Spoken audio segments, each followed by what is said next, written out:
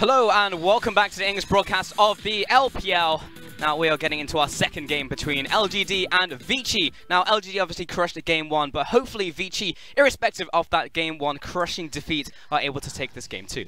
Yeah, hopefully. We had a bet. We had to try to use the word irrespective as quickly as possible, but the cheating is that Post was the host and he was going to intro and he got it first. Crushed it. Yes, but ultimately, I believe that this is going to be a 2-0 just from what we've seen already, because it feels like LGD have a great read on the win conditions for Vici Gaming, which does go back to Swift. Now, Swift can change it up, as can Vici. They can try to give more power into Audi into the early game, putting him on something like the Aatrox, or a pick that's more about controlling the lane phase, or they can move away from the Nocturne, who is also fairly slow to start in terms of his jungle pathing. I think leaving the Taliyah open was probably the most egregious mistake. I'd like to see Vici shore that one up almost immediately and hit the ban bench.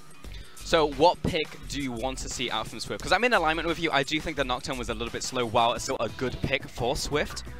I mean, and it's not just a good pick for Swift, we see it globally just thrashing around the world. So I'm still really high up on the Nocturne, just not when Taliyah is also available and not when it feels like LGD had such a good read. Because to make Nocturne work, you need to have strong laners. And frankly, even if Vici got superior matchups in a lot of their different lanes, or LGD managed to fumble and give them advantage, they're just not cohesive enough as a team or strong enough as a team to really protect Swift and make sure that he gets up on the right foot or set him up for success. So here's my challenge, right? You then pick something that is solo capable, right? Did that guy pay for 3 seats if he's gonna have giant wings like that?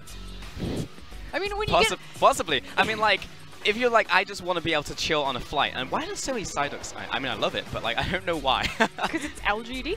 Okay. If you want to pick a Pokemon for LGD, come on. It'd either be that or Wobbuffet. But okay, but there's like 3 teams in the LPL I would pick Psyduck for. Wobbuffet would be a great one too. That is definitely. I forgot what I was talking about. You distracted me, Frost. Yeah, solo junglers, someone who can be capable on their own. Like if you pick something like an Olaf, right, by himself, who's just like, I could just walk bot lane and just mess some people up.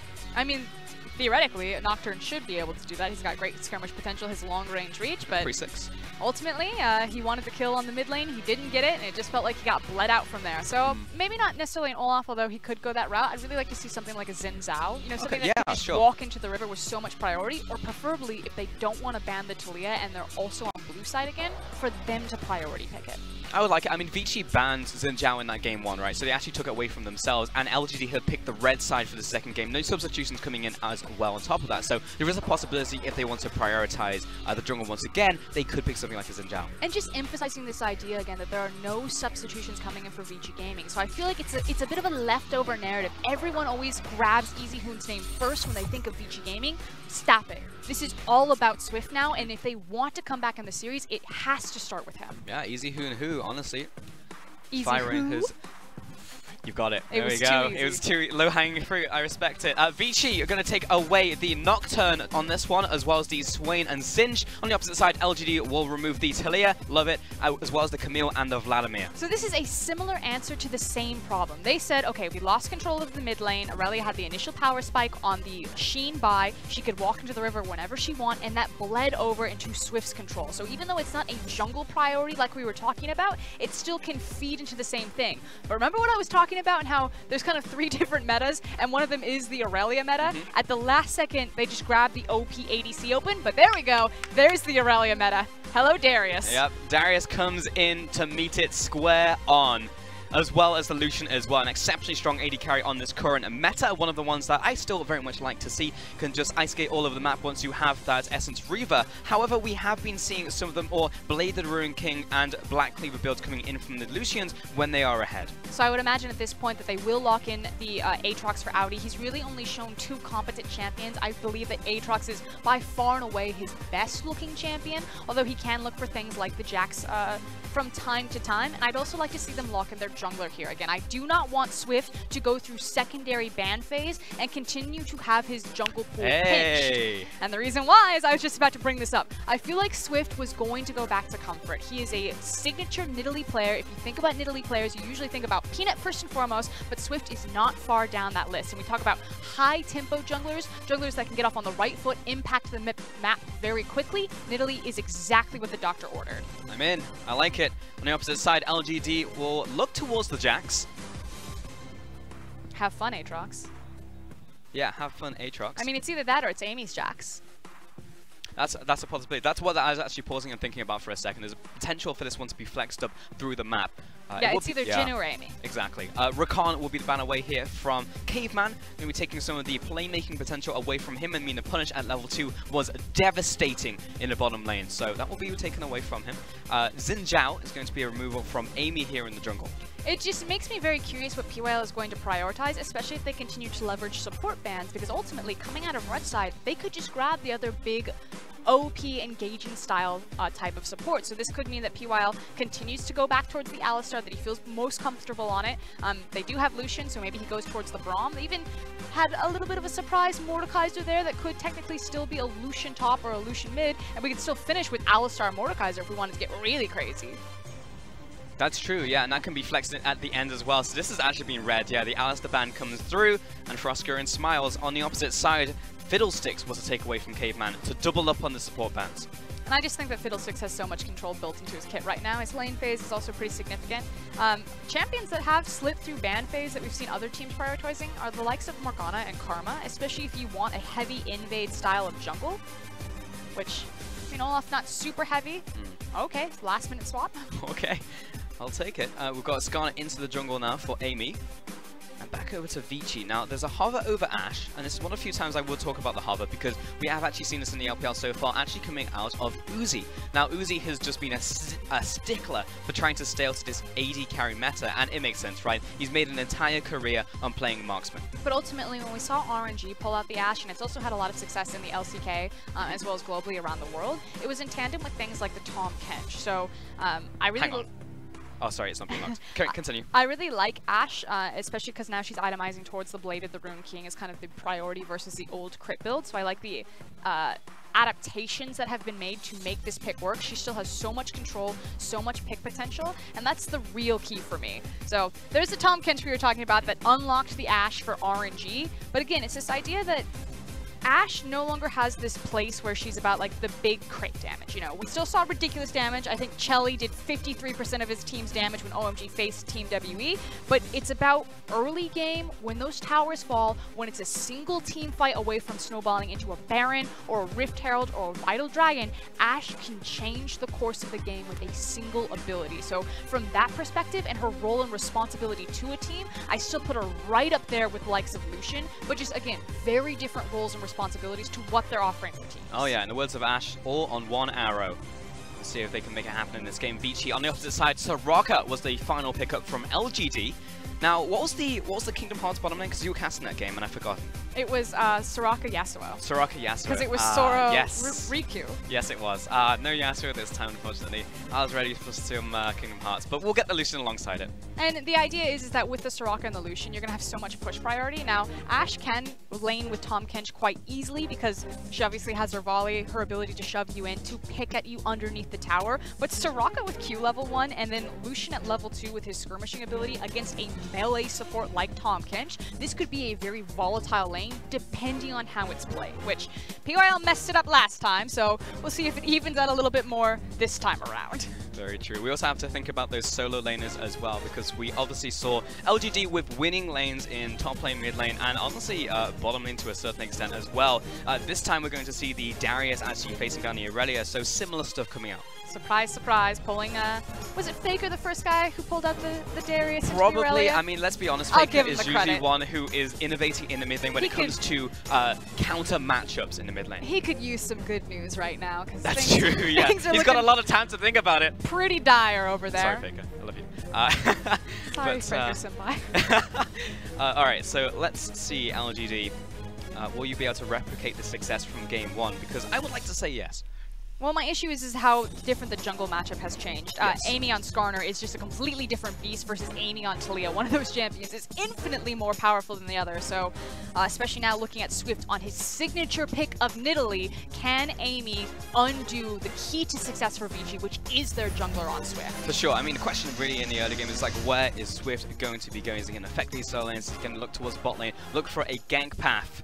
All right, audience, I need you to step it up as we get into the second game. Give LGD your energy.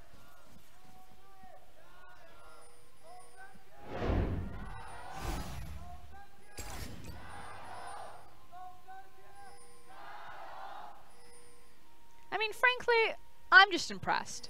You know, you can't keep Hangzhou down. They've suffered so much. I know you you don't you don't really know traditional sports references, but I think of LGD as like the Detroit Lions. For the longest time, that team was just bottom of the barrel. They played every day on Thanksgiving. They had Joey Harrington as one of their quarterbacks. He spent more time face down on the field than his offensive lineman. The quarterback's not supposed to be face down, Pulse. Okay. But I was like, isn't that the normal position? The fans kept coming back. They were hungry for it. And those are some real fans, you know, someone who was with a team through thick and thin. Good hot sauce. That's what LGD make. They make great hot sauce. So if you're not a fan of the team, be a fan of the hot sauce. Yeah. Alright, Red Buff going to be started off here by Swift on the bottom side of the map. He's going to be taking Electrocute.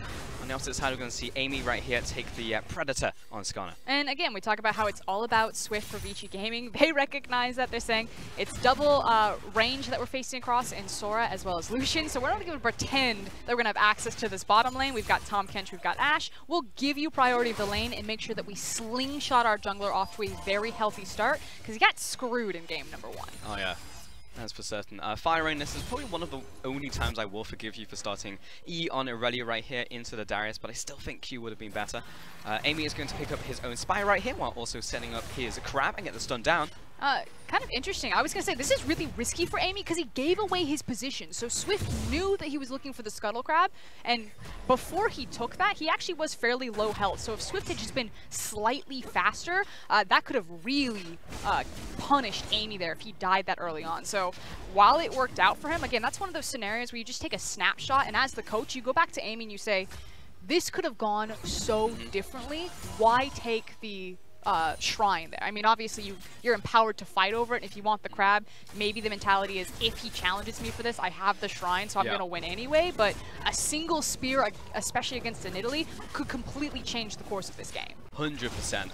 And Amy right there committed to the what I like to call the challenger dodge, which is you don't juke at all, and you just continue in the straight line, because Swift was expecting the juke, which could have actually turned into, if not a kill, pushing him out of the jungle. And you don't have to take my word for it. Swift automatically knew it. As soon as he saw where Skarner was, he was like, okay, Hunt's on, baby. Free buffet. I'm coming.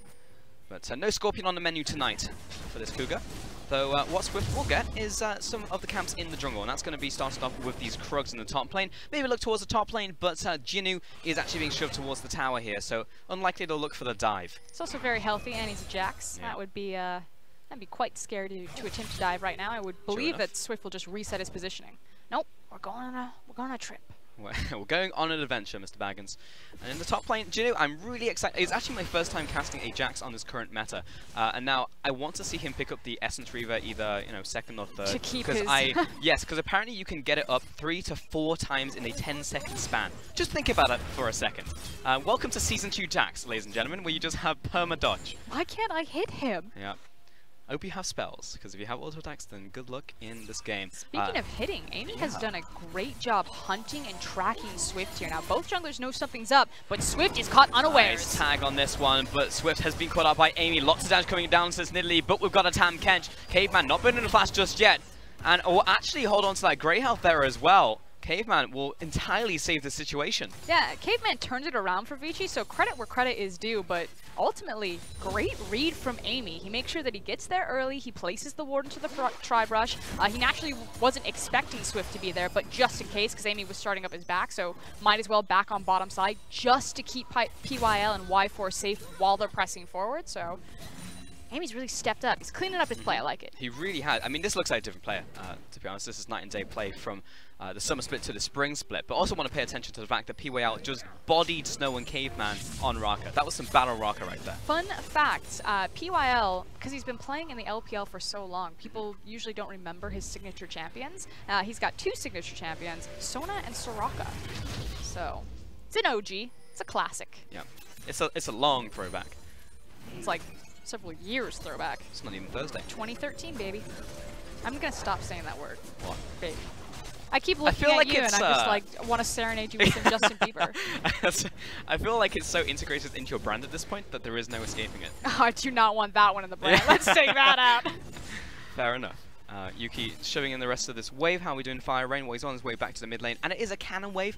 Yep, Swift is low on HP, so Amy has a chance to do something here in the bottom river. Looks like he's waiting for a respawn on something or just go for the dragon, but he's level 4. Don't know if he has the damage for it necessarily. I think he's on Crab. We can't see it on our map because his giant face is covering. Crab. He's on yeah, Crab. because Crab hadn't spawned at the time, so I think he was waiting for the respawn. But the way that he was stop and go. Yep. Looks like he grind the clutch. Yeah, he stalled out on that one.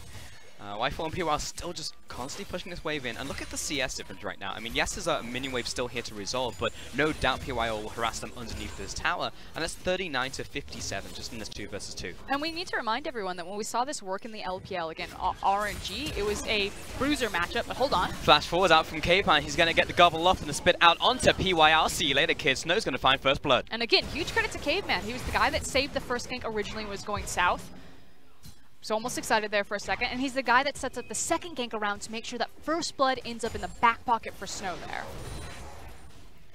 Junior's get this whole wave all over to himself. So the bottom lane feels good, man, if you're the bottom lane from Snow and Caveman, because that definitely evens up the gold totals down there. Yeah, and back to the point that I was bringing up, when Ming and Uzi ran this, it was against a Yasuo and I believe an Alistar. So they already had a range advantage there. They weren't punished so much for having a melee support like a Tahm Kench. Against a Lucian Sora, completely different matchup. Two ranged champions, you see it repeatedly. PYL and Y4 are constantly shoving them, constantly looking at this chip damage through the different Qs and how they're layering them. But that then ultimately leaves them exposed for ganks like that and opportunities for Caveman to find an aggressive flash as a Tahm Kench. And that is a classic weakness of LGD because PYL never wards the river. It was Amy who spotted out Swift on the first ward for the gank. So if you're going to play Soraka, ward your flanks. I'm not sure to draw too much attention to it, but this is the second time in 2 games where the bottom lane has died first. Now, I don't remember if it was Y4 or PYL, but I think it was PYL dying first last game as well. Oh yeah, that was the all-in level 1 Alistar player. Yeah, being countered by the Rakan, so unfortunate. Him on the top lane, Junior's getting a nice trade here against Aldi. Really nice trade, actually. But there's going to be the jump in towards from Aldi, though he'll go down into the passive. And uh-oh, here's an Amy, and he's got his skewer ready to go. Get away from your tower. I'm going to give this kill to my top laner. Just bad news bears for Audi there. I like the fact he knows he's got, what, the blood well there, so he goes into the passive. Although, hold on, snipe. Whoa! Okay, that was...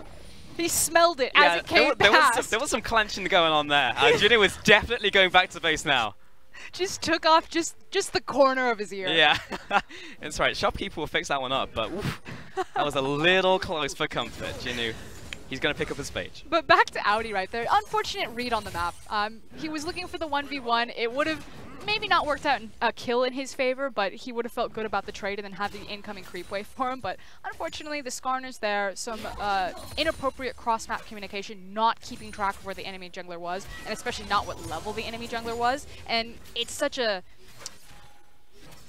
thorn in his side, I guess is the word that I'll use, because not only did he die to Skarner, but he lost all of those creeps on his tower.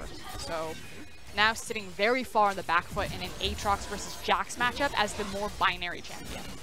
Because Jax only will just keep on coming at you, you know? This guy, like, this is a champion that just doesn't stop. I mean, he has one direction and that's in. And if he's ahead of you, then he will just run you over continuously through this entire game. But there's also the fact that Jax is also going to offer more towards the team than someone like Aatrox. Yeah. We always talk about Aatrox has so much power in the 1v1, in the ability to split push, because everything that you just said about Jax is true for Aatrox. Oh, hello, Fire Rain. Getting a little bit spicy here in the mid lane, but you're against the Darius, who's about to look for the execute, and dunked right in the mid lane. He's going to get finished off by Swift, however, with that execute on the takedown, but still a 1-for-1 trade. That moment when you keep talking about your color point because you don't expect someone to just run into your weakest matchup and just die. True. He had to be schooled on that one. He was like, I can beat Darius, right? No, you cannot. No, you can't. You can Swift. Maybe win at level 1, but that's it. Then you scale off. Y4 taking so much damage right here. Swift needs to line up the shot. There it is. Onto Y4! Oh! Just needed one. Didn't even need to Cougar form. Woo! That was heal on PYL. I just would like everyone to zoom in on their screen right there. If you see summoner spells from Soraka, that spear was flying through the air at a solid 75 kilometers an hour. Yeah, it was cruising, yeah. He made eye contact with it. He saw it go by. It went right the head turned like the beluga whale. He was like, oh man, here comes the spear. The harpoon, if you will. Teleport coming into the bottom lane. PY's getting slowed from this one. Amy, he does have the flash and the impale, but he's looking for a potential target because he knows Caveman is here to protect. He would have to be the one that you would jump on, but he's too far away. So play, not going to happen. TP absorbed right there, however. Now, Aurelia does have some wiggle room then, and she's also got a control ward, so the pathway has already been set up, and she's just... I'm coming, baby! Damn it, I said I was going to get rid of that word. I need a different one. Give me one. Babe. Technically different. Not again. Not like this, Y4. Don't do this to me. They're waiting for the minion wave. Give him a good licking. Something is up. No, right in with the exhaust and the slowdown, right into the spear and the follow-up as well. Did you really need to do that, Caveman, with the BM Devour? No, they make sure that he can get the exhaust first, leading with it so he's slower, so it's easier to land the skill shots of both the tongue and the spear. I'm not referring to that, I'm referring to the fact that Caveman styled at the end. Oh, it that was was just like, style. and I've still got my Devour. Here we go. So Swift has completely turned the tides of this bottom lane. Again, PYL, Y4 constantly forward, constantly using the power of their duo champions, left them exposed, and Swift ravaged them alongside Caveman. First blood to Ashe, the first tower being taken down. Yes, they sacrificed the Rift Herald, but they do manage to trade for the Mountain Dragon. So still a great position for Vici and a completely different look from game one. For sure, they've bounced back, and again, that's something that we never really would have seen out of a spring Vici, or hell, even a 2017 Vici. To be honest, it would have just been more of the same. Mid lane would have stayed in mid lane, farming it up, and the side lanes wouldn't have done anything. And this is what Vici have needed for so long. And again, Easy Hoon, world champion, no disrespect, but Vici needed a playmaker. They needed a faker, and they got an Easy Hoon. So now with Swift on the roster, this has been the missing piece, the cherry on top, the dude who's actually going to do something. And I think I just want Swift to embrace the fact that he is the carry more. Do an SOFM, right? Like, do more of this. Pick up the Nilly, pick up this one as Impale comes down onto the Defiant, dancing Aurelia, but she is already dead, and she knows it, I should say, as the dunk comes in, as well as the Herald. Yeah, and it's the fact that it's, Shelly, excuse me, I almost said Scully, but I was like, where's Mulder? It's a 2-for-1 special because Shelly's going to get a full charge onto this tower, take it down simultaneously while Jinnu is taking down the top lane. So all of the good things that happened for Vici, it's just a single slip up because again, LGD managed to get underneath their vision line, which is actually quite surprising. Look at all the top side wards. It seems like Vici Gaming's continuous problem is their inability to keep track of different pieces. So it tells me that they're not communicating across the map clean enough. I would love to sit in on Vici's comms and just listen to how they're talking to each other. Jinnu is well aware of what happened to Y4. Are you kidding me? The lead coming in from Snow is huge. No! Follow up. There is no escape from these javelins, and Caveman here is here for a lick. It's dodgeball. There's just wrenches flying everywhere. Dodgeballs don't usually stun you though from cross map. It does if it's a wrench and it hits you hard enough. You're going down. Depends where it hits you, right? But Vici are going to get themselves yet another kill, this time onto the top laner. And it goes from bad to worse. It's these constant picks coming in, and at the spearhead is Swift. All I'm going to say is that if they continuously throwing out all these volleys and these arrows and these spears, the next person to actually like land it for a kill shot gets to be Patches a Hooligan. That was a pop culture reference way over your head? Yeah, it's completely over. That's okay, it's a Vince Vaughn film. Okay, that's fine. I got the X-Files one though, and to be honest I was going to follow up on How do you get the 90s X-Files one, but you don't get the dodgeball reference? Because memes for us. But the point is, because we have Shelly, and I feel like that's the Western one, but we don't have an Asian version. Ours is Mulder. So, I mean, we could have Scully or Mulder. I think that's fine. Nice steal away there, and that will go over to Swift on the blue buff. He had to get something back. And they're actually going to try to turn this tempo around and run it straight back down the mid tower. Which, LG are actually out of position for this. It's just Lucian. He's probably going to have to use his ultimate. Yep, he's got it. He's like, haha, you don't even force it. I don't even need to use the ultimate. I mean, it's the mind game on mind game right there, which is like, if you step up, I'm going to use culling, and if you back away, then I don't have to. Oh no! But PYL's going to get caught out to flash forwards, but you're caught in the Equinox. Here comes K-Man, a hero, and Amy, he's following up, but the rest of the team doesn't want in, and Jinny, what was that? Now he's looking for the initiate, but it was a little bit of a kite back there. They still have arrow. Ash arrow. Charging up the stun, and there it is, right on to Jinnu's face. He'll fall, and Amy looking to be followed up on. Another fantastic spear from Swift will secure the second. Looking for more fish in a barrel, and suddenly the momentum has changed. Vici now charging straight back down the mid lane. Looking for blood. Swift raining down hell from the sidelines. Dodges it, and bobbing and weaving through this minion wave. He just can't miss. Spear after spear after spear. He's frozen the game, and Swift will break open the mid lane tower with his team. And showcasing again why this is a signature pick for him. This is often permabanned away from him, even when Nidalee's not in meta. Man, he has just caused a disturbance in space and time right now. I'm really digging this PowerPoint feature right now. That spear won't connect, so of course we're going to go back to there being no issues, because it was the Matrix breaking down right there. It's like, surely a single man cannot connect this many javelin tosses in 5 seconds. What? Yeah.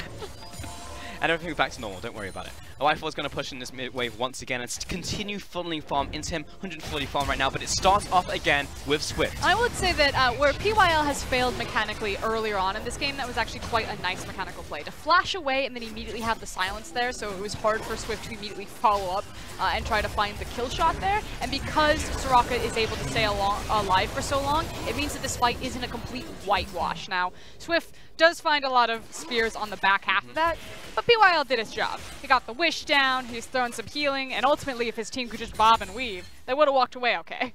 That's fair. I mean, also a lot of these spears are coming out of Fog of War, because the vision's coming in after the fact, not the setup for these fights from LGD, and I feel there needs to be just more flank vision. I mean, to go back to what we were talking about in laning phase, PYL wasn't really warding in the laning phase and is continuing not to do so out of laning phase. This is the mud wrestling of the LPL. You want vision? We don't need vision in our kiddie pool filled with jello. We're just here for the good old-fashioned entertainment, and that spear's flying out of nowhere and just killing people. Uh-oh, Amy is doubling down on this play. Where's the rest of the team though, Amy? It's coming in from the bottom side of the river, and the wish is good, but Caveman is still following through on this one. Jinu in by himself, and he's caught out by the Vanguard's edge. Snow will find a kill onto Amy, and this is Jack trying to run away from the play as Yuki is going to meet him in the death chamber. 2-for-1 special, 4 kills to Vici. And Swift just went man mode on the bottom part of this fight. He's still in it. And Y4, he's just trying to figure out what do I do right now. The spear misses, but hey, there's an Aatrox here as well. And that is an ace at 17 minutes. 2v1 Swift on the bottom side of the fight. Everyone across from Vici learning how to team fight. I heard it last week from, I think, both Rusty and Clement. Vici have learned how to team fight. They look much better. When their composition is organized, when it has a clear-cut goal, when Swift is able to be that bridging point to get them to the mid-game, to get them into the late game, Vici look like a completely different team. You shut him down, you shut down Vici, but it seems like he's still got some answers. Swift is absolutely the protagonist of the Vici lineup. This is absurd, and I really want to follow his pathing in this team fight. Okay, so he's going to run across the team fight, and then basically everyone on the bottom side of the map, him and Ash just against the world. But look at that Cougar! He's 2-man 2v1! Breaks vision, turns onto Y4. Ridiculous. And just corralled him. Corralled him like a cat into the waiting arms of Caveman and Aatrox. It was elegant play coming out from Swift. That is not a word that I would use to describe these teams, but we're going to ship it. Yeah. Just the one player for us. Just give me that. It's 1/10. I'm enjoying it. Oh yeah, I would say been a good series let's so not far. do elegant. Let's just do enjoyable. You know, I'm a fan of jelly wrestling from time to time.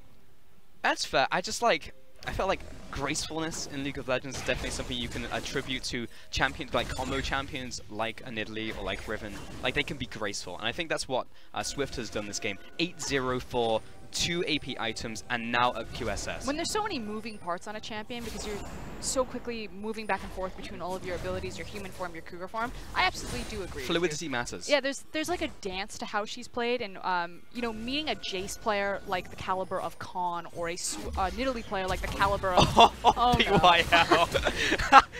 Passes out of the way, and Y4 takes it to the back of the head. Let it be known, Y4, he couldn't dodge that one because Ming would have taken it for him. He's like, I've never been hit by an arrow before. Normally my support jumps in the way for me. And PYL jumps out of the way. That is the difference. Listen, he learned the hard way. I'm the captain now.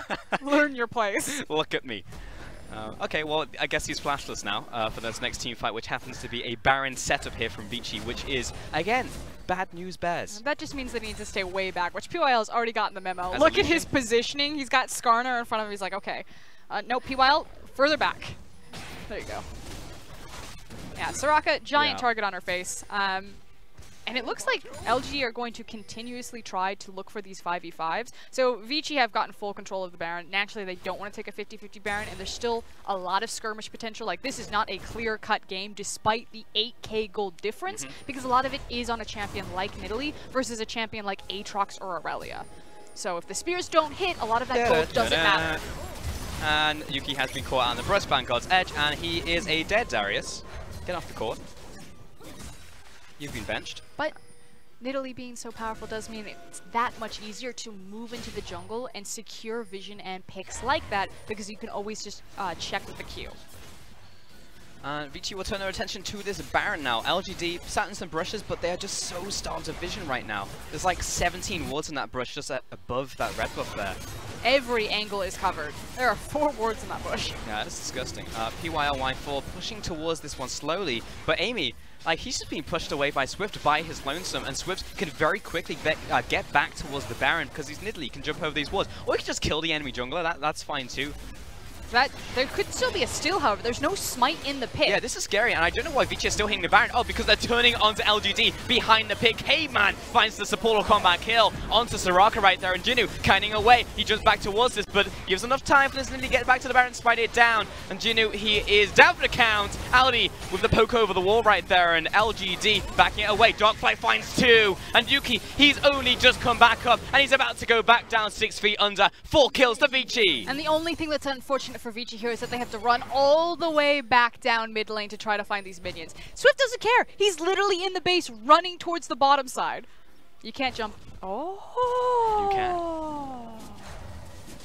Froscoin's mind literally just blown just now. So I used to be a Nidalee main, but when they changed her, I just hated the champion. Never played her again. And I would crash into that wall every single time, and now I'm just so happy. They changed the way that you jump over the walls. It's just it moves towards the cursor now instead of where you're lined up to. Oh, no, I know the change. Just because I got very good at programming yourself, you'd use your stop key to make sure that Nidalee was always facing the right direction. Did you ever try the ward trick?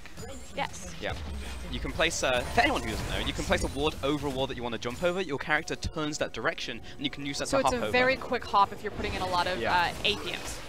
It is indeed. And we can see this again, where it's just the Ash Hour over the wall, and Caveman like, this one's mine.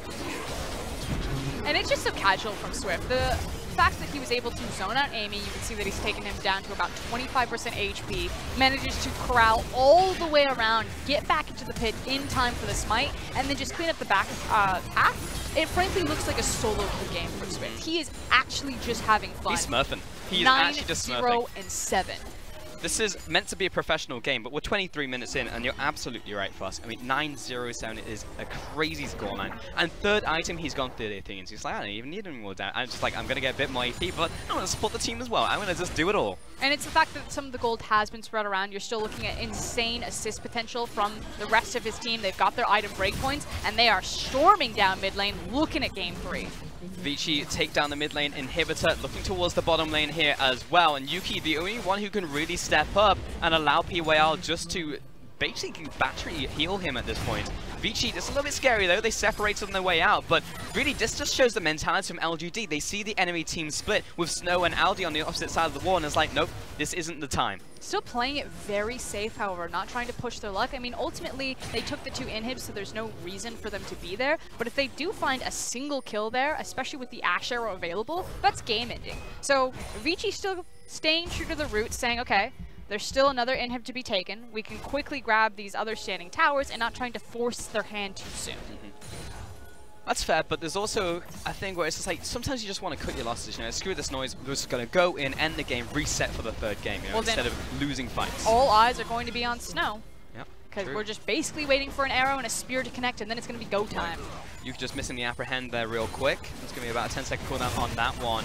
PYL bringing up the back, and Y4 already low, down to half, out of mana. And there's the arrow onto Amy. He gets exploded on the front lines. Jinu into the back, but the rest of his team is getting destroyed by Aldi. 4 quick kills to Vici, 21 kills in just as many minutes. And they move on to the Nexus turret. Vici fire back on all cylinders and take game 2. And out of 21 kills on the board, Swift had 11 of them. Complete 0 deaths, a total whitewash, and Vici, who would look just dismantled in game number 1, bite back with Nidalee.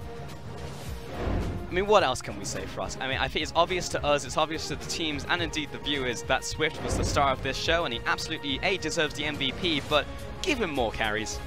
I mean, this story couldn't have ended any better, and it's not even over. We're going to game 3. The 2 winless teams right now, both 0 and 3, looking for the redemption story, understanding that something is wrong with the roster. We need to blow it up. We need to grab other people. We grab people like Fire Rain, like Snow. We grab someone like Swift on the other side. Okay, get Y4 in here. Grab Yuki. Goodbye, Imp. You know, all of these drastic and dramatic changes. So who's going to reap the rewards first? I mean, we're 1-1, so some stuff is working, some stuff is not working for both teams right here. Flask in 25 minutes exactly. I like it. But yeah, it was a couple of things wrong with LGD, and we didn't get a chance to talk about item builds, but I wasn't really sold on Yuki gunning towards an instant Triforce in the mid lane. I mean, it makes you way too squishy. If you're looking towards win conditions later on, it's going to be you, Darius, and you need to stay alive. I mean, ultimately the issue is that even if Yuki had won, and even if Amy had done better. It's a drop in the ocean. Yeah, one of them failed at certain points. So we did not get to see the strong 2v2 between the jungle mid that we saw in game number 1 that was just so effective against Vici's win condition, which is their jungler. So again, it felt like LGD had a perfect game plan going into this series. Okay, it's about Swift, control the pick that he's on, empower Amy, make sure that he tracks him, and game 2, it looks a little bit less clear. Did they simply get lucky because the OP jungler Talia was left open, or were LGD intending to do that from the very beginning? Because if not, that's what you gotta do. Do not give this guy a carry-oriented champion. Yeah, there was a lot of big things that went wrong, but on the smaller scale, there were also a couple micro mistakes there from LGD. We'll see how many of those they can actually patch up. For now, though, we are going to head to a quick break before we get into that third and final game in the set. 危机眼中的奇迹是用军血浇灌过后的开花结果。